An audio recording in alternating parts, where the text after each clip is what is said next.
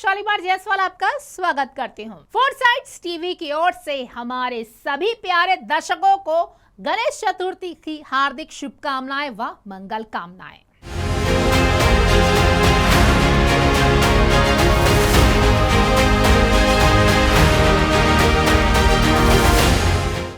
भगवान गणेश का आगमन जब जब गणेश चतुर्थी पर होता है, भारत ही नहीं बल्कि दुनिया के कई देशों में उसका जश्न धूमधाम से होता है। इन दिनों भी ये जश्न धूमधाम से मनाया जा रहा है।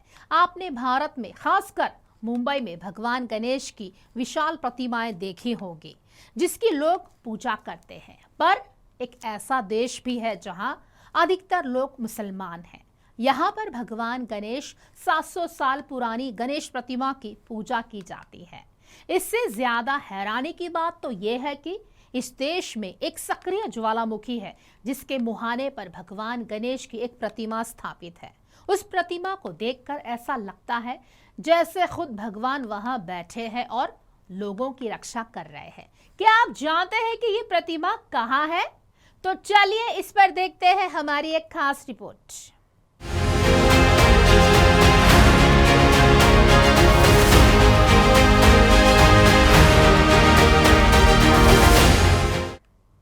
भगवान गणेश का आगमन जब जब होता है, जी हाँ, भगवान गणेश का आगमन जब जब गणेश चतुर्थी पर होता है, भारत ही नहीं बल्कि दुनिया के कई देशों में उसका जश्न धूमधाम से होता है। इन दिनों भी ये जश्न धूमधाम से मनाया जा रहा है। भगवान गणेश की ये 700 साल पुरानी प्रतिमा इंडोनेशिया के माउंट ब्रोमो पर स्थित है, जहां गुनुंग ब्रोमो नाम का एक सक्रिय ज्वालामुखी है।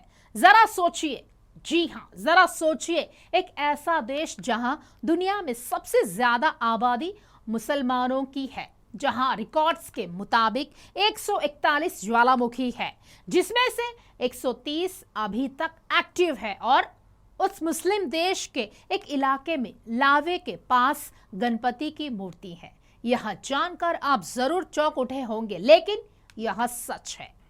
ब्रोमो शब्द हिंदू मान्यताओं के अनुसार सृष्टि बनाने वाले देवता ब्रह्मा के जावानीज उच्चारण से लिया गया है। लेटेस्ट रिकॉर्ड्स के मुताबिक इंडोनेशिया में 130 एक्टिव ज्वालामुखी है और करीब 50 लाख लोग डेंजर जोन के आसपास रहते हैं। माउंट ब्रोमो में स्थित गणपति की मूर्ति का बेहद खास महत्व है। टैंगर मासिफ जनजाति की किंवदंतियों में दृढ़ विश्वास है कि गणेश की मूर्ति लगभग 700 साल पहले उनके पूर्वजों ने यहाँ स्थापित की थी, जिसके कारण वे गणेश को कई तरह के प्रसाद भी चढ़ाते हैं ताकि उनकी खेती बाड़ी और जानवरों को कोई नुकसान न हो। दिलचस्प बात यह है कि गणपति की पूजा यहाँ कभी नहीं रुकती, चाहे ज्वालामुखी ही क्यों न फट जाए। यह एक परंपरा है जिसका पालन यहाँ किसी भी चीज की परवाह किए बिना किया जाता है। भगवान गणेश की पूजा के अलावा यहाँ प्रसाद के रूप में फूल और फल चढ़ाए जाते हैं। ऐसा माना जाता है कि अगर ऐसा नहीं किया गया तो ज्वालामुखी फट जाएगा और यहाँ के लोगों को निगल जाएगा। स्थानीय मंदिर पुरा लुहुर पोटेन में यदन्या कसा दस नामक एक त्योहार भी मनाया जाता है, जिसे केसारा भी कहा जाता है। यह त्योहार इंडोनेशियाई हिंदुओं की मान्यता के अनुसार उनके अपने हिंदू सर्वोच्च भगवान विधिवासा के लिए मनाया जाता है। इन लोगों के सर्वोच्च भगवान विधिवासा और कोई नहीं बल्कि ब्रह्मा है, जिनका जिक्र वेदों में भी मिलता है। पूरा लुहुर पोटेन मंदिर में भगवान गणेश की एक सुंदर मूर्ति भी है। मंदिर का निर्माण ज्वालामुखी से निकली काली चट्टानों से किया गया था। भगवान गणेश के संरक्षण में स्थित माउंट ब्रोमो अपने आश्चर्यजनक सूर्योदय और ज्वालामुखी के गड्ढे के दृश्य के लिए मशहूर है, लेकिन ब्रोमो अभी भी दुनिया के एक्टिव ज्वालामुखी में शुमार है और खतरे की वजह से यह टूरिस्ट का जाना मना है। लेकिन ब्रोमो में रहने वाले स्थानीय लोगों का मानना है कि उनको भगवान गणेश हर मुसीबत से बचा लेंगे। आपको बता दें कि ये मूर्ति जिस पर्वत पर है उसे माउंट ब्रोमो कहते हैं और ये बेहद पवित्र पर्वत है। इस पर्वत का नाम भगवान ब्रह्मा के नाम पर है, जिसे ये लोग ब्रोमो बोलते हैं। ये ज्वालामुखी पूर्वी जावा प्रांत के ब्रोमो टेनेगर सेमेरू नेशनल पार्क में स्थित है। इससे ये समझा जा सकता है कि इंडोनेशिया में हिंदू देवी देवताओं को कितना ज्यादा पूजा जाता है।